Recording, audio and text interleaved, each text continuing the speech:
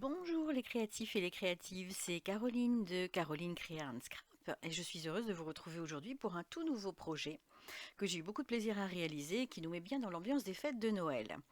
J'ai en effet concocté deux cartes, alors même style effectivement, mais l'une sur fond rose et l'autre sur fond bleu. Mais j'ai surtout utilisé une technique que j'ai vue sur Pinterest, qui est celle de l'aquarelle avec un petit verre de shot d'alcool. Et ce qui nous permet de réaliser cette jolie boule, ce joli rond, qui est juste en fait ensuite aquarellé. Donc voilà ce que ça donne un petit peu de plus près. Et je vous invite à vous détendre et à faire des pauses et à me suivre pour ce tuto.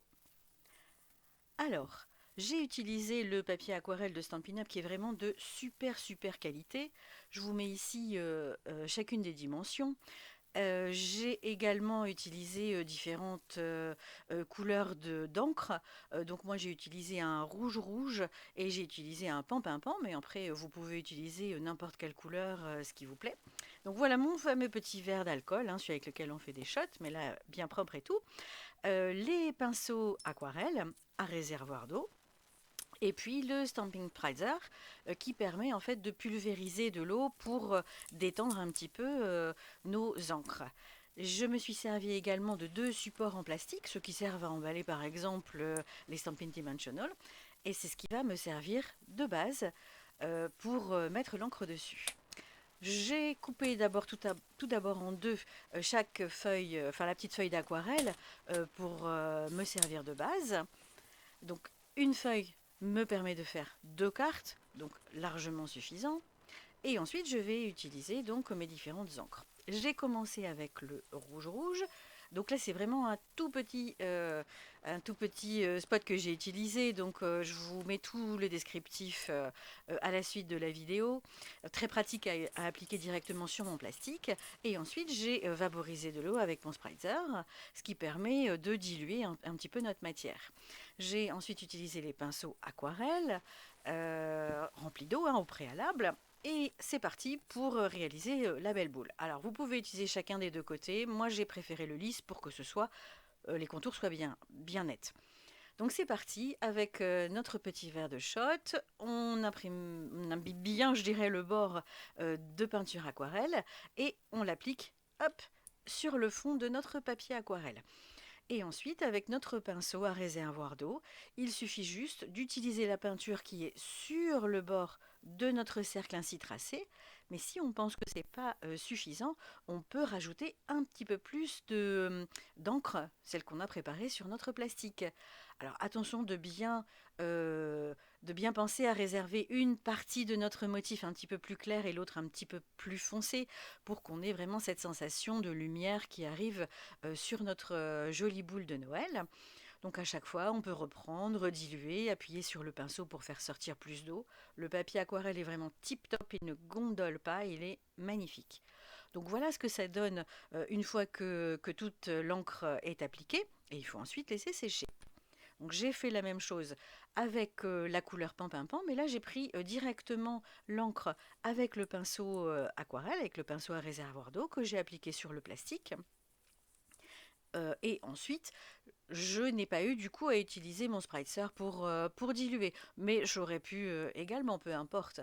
Et donc, même technique, on imbibe bien le bord du verre avec l'encre et on applique sur notre papier aquarelle. La technique est vraiment très simple, très peu de matériel sont nécessaires et le pinceau à nouveau à réservoir d'eau pour diluer un petit peu toute notre matière qui est autour de notre cercle ou pour en rajouter. Une fois que c'est bien sec, alors soit séché naturel, soit avec un petit sèche-cheveux, j'ai utilisé des bases de papier pour réaliser à la fois la carte et ensuite le matage de mon fameux papier aquarelle. Donc j'ai utilisé une feuille A4, l'une couleur explosion de baie, donc qui est celle que je suis en train de couper, et l'autre qui est en pan. Donc j'ai tout simplement coupé cette feuille A4 en deux, et ensuite je l'ai à nouveau pliée en deux pour réaliser ma base de carte. Très simplement, c'est ce qui sert toujours de base de carte.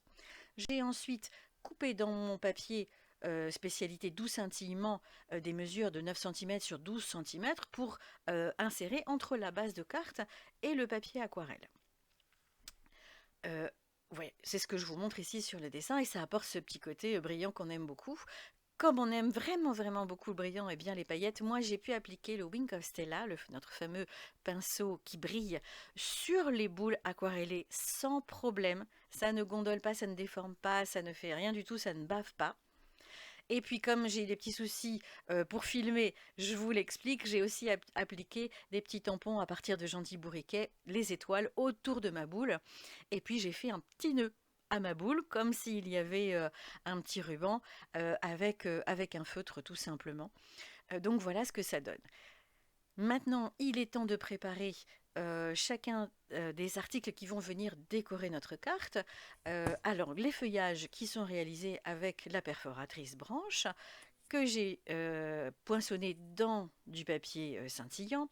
Pareil pour comment pour les étiquettes. Et puis ensuite, un petit nœud réalisé avec le ruban qui est fourni dans la même collection Prairie hivernale. Et c'est parti pour tout monter.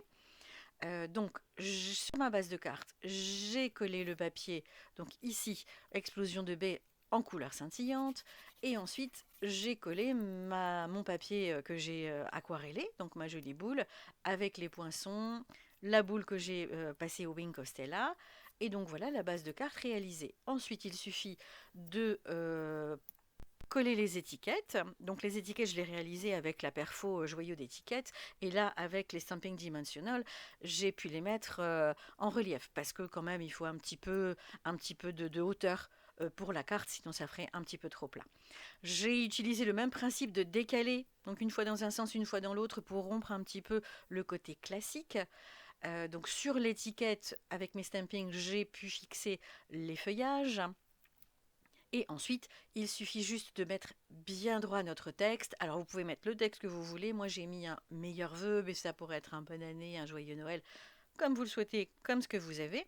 Et ensuite, on colle notre étiquette et on colle notre petit nœud avec nos fameux points de colle qui vont super bien pour toutes ces matières. Et voilà, il n'y a plus qu'à mettre nos fameux gemmes de la collection Prairie hivernale qui apportent encore plus de brillant.